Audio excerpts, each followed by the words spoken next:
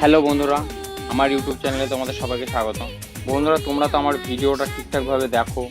অনেকে ভিডিও দেখে স্কিপ করো। কিভাবে স্কিপ করো? যে ছোট ইউটিউবার, কিছুই নেই ভিডিওতে, কেন লাইক করতে কি ভয় লাগে? কমেন্ট করতে ভয় লাগে কেন? আমরা কি কমেন্টে অ্যান্সার দিই না?